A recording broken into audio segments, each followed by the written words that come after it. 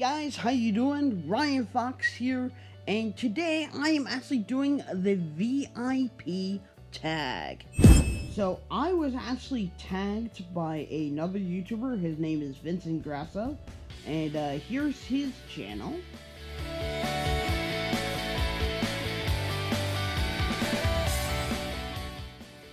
And I would definitely go ahead and check out his channel. His channel is actually very different, very insightful. And the one thing that I love is with all the blind YouTubers that are out there is we can relate on so many things, but we have a completely different view on our own situation. So yeah, go ahead and check out Vincent Grasso's channel. Now, one thing that I definitely have noticed with these VIP tag videos is someone's holding the camera, whether it's a girlfriend or a wife or something. And well, I don't have a wife, I don't have a girlfriend, so again, ladies, I'm single. I'm so lonely. But today I'm actually going to be getting help from someone that's well, very well known. It is the Amazon Echo. Hello to everyone on YouTube. My name is Alexa and welcome to the VIP tag. So I'm actually going to be having her read me the questions while I answer them for you. So without further ado, let's get on with this VIP tag. Number 1, what medical condition caused you to become blind or visually impaired? Well, the medical condition actually was a brain tumor. It was a malignant brain tumor that was about the size of a grapefruit and also was positioned on my brain stem. Not exactly a good place for it to be.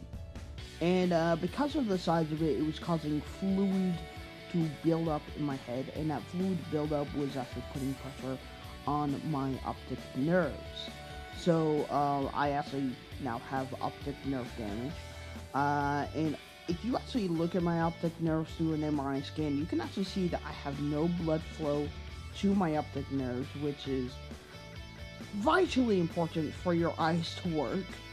And for somehow my body has found a loophole, because my eyes are actually using cones and rods that the average human just doesn't use. The body normally does not use these cones and rods, but somehow my body's just like, hey, you know what, we're losing our vision, let's use these and see if they work. And I mean, it works.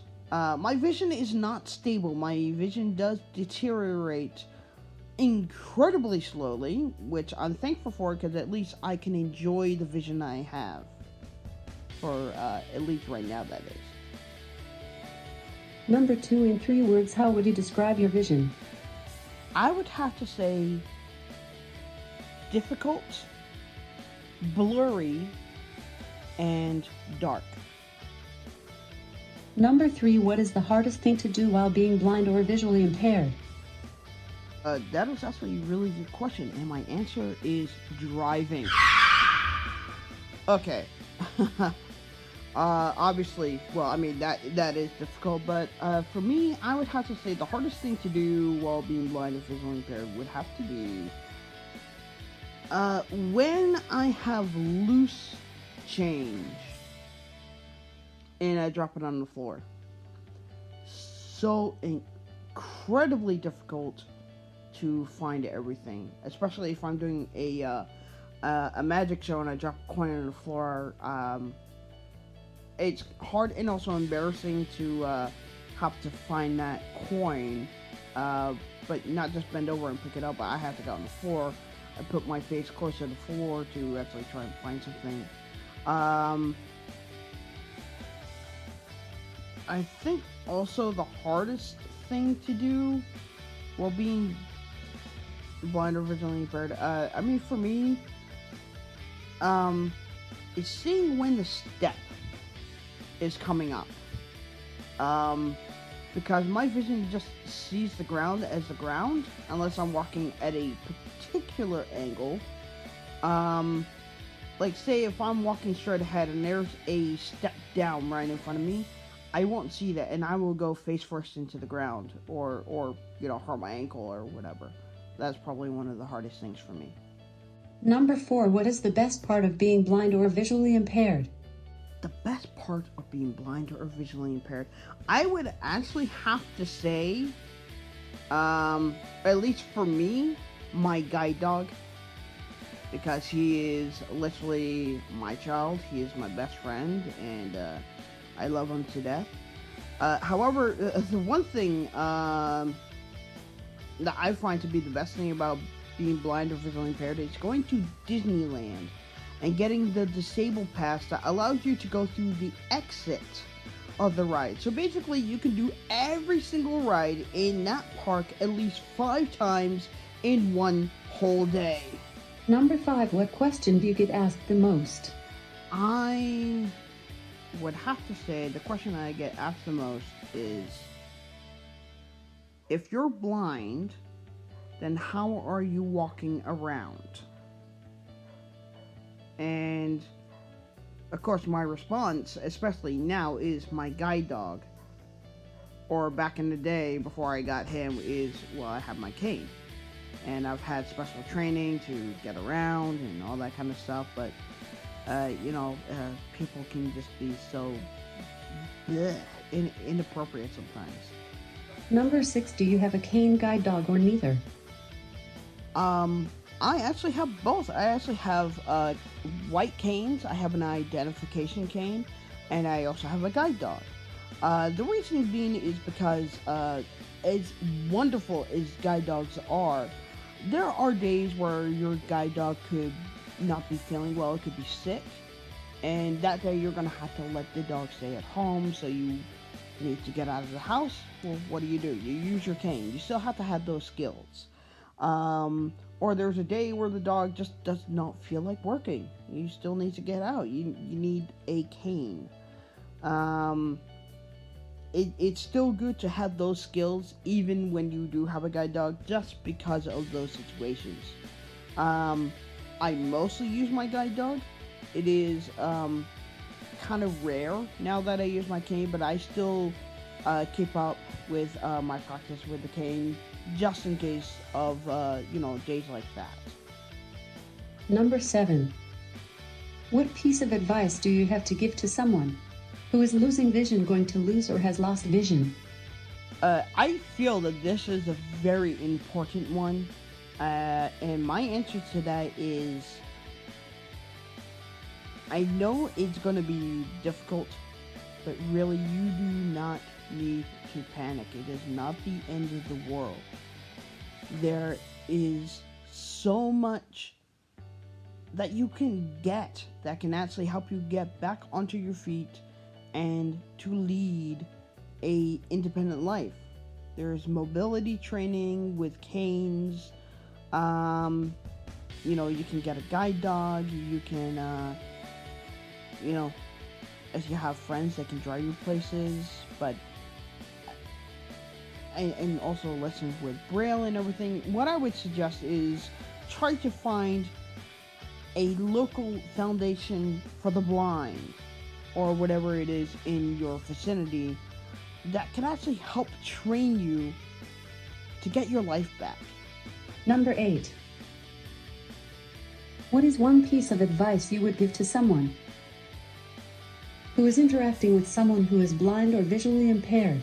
That is very good, and I guess it depends on the situation. Just to someone that's just in the public, please think about what you're going to say before you say it, because it could turn out either to be just a good conversation piece, or it could be really insulting. Also, to someone that is working in a store, my piece of advice is, especially if you have a customer who is blind or visually impaired, do not point to an object or to an item that we're looking for, because we can either not see you at all, Or we can see that you are pointing, but we can't see what you're pointing at. Again, think about what you say and think about what you're doing before you act, is my best piece of advice to someone that is blind or visually impaired. Also, on a quick note, if there is someone asking for help, I would recommend asking, would you like a guide, and offer that blind person your elbow. That is the best way for someone to do a sighted guide, through like a grocery store or wherever that person happens to be. Don't grab them.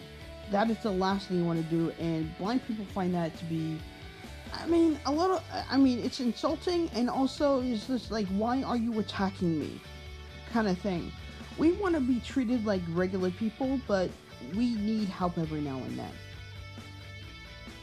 Number 9, why did you decide to join YouTube? Why did I decide to join YouTube?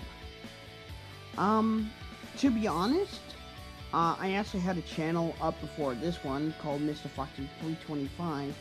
However, I took that down because I just wasn't getting any views at all. And it was just random videos. I was trying to be funny, and I just wasn't getting that many views.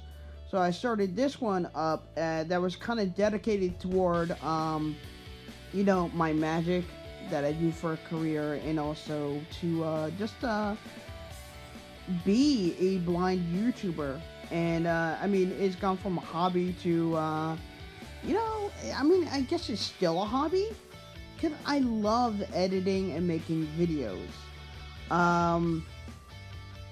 With the amount of vision I have, plus voiceover on iOS devices certainly helps. And, just to share, the positive stuff that I go through on a daily basis. Yes, there is some negative. I have gone through some guide dog discrimination in some places. I don't exactly want to share that, but there might be some days where I'm just like, hey, I need to talk to you guys. But apart from that, it's just to really share my experience in life as a blind person, and just to share it with you guys, and just to see, how many people can relate to that, and to hear their own story about something that's within the same subject. And, honestly, with all the love that I've been getting from all of you guys, with all the subscriptions and everything, I never actually thought I would actually get to where I am now, and it really does mean a lot to me. It really does. Number 10, name 3 people you want to tag. 3 people I want to tag this to next. I would actually have to say, one that Blind to Billionaire actually said, Molly Burke. I would love to see her do this video, so Molly Burke, I tag you. There's also another person I'm following. Her name is Joy Ross, and she just blogs her everyday life, and she just got a new guide dog, and she's a wonderful, wonderful woman. And I would love to see her do this, so Joy Ross, I tag you. And there's also another YouTuber that actually got me interested in purchasing my Iris Vision, and his channel is called The Blind Life, so I tag you. And yeah, so that'll be interesting if any of them get those. Well, guys, that is it for this video. So, wait. What? Can I do the outro to your video, please? Well, sure. Great. If you liked Ryan's videos, then please like, comment, and subscribe. Also, don't forget to hit the bell icon. When you hit the bell icon, you get notifications for every time Ryan uploads a video. And as always, I hope you are doing good, and we will catch you in the next video.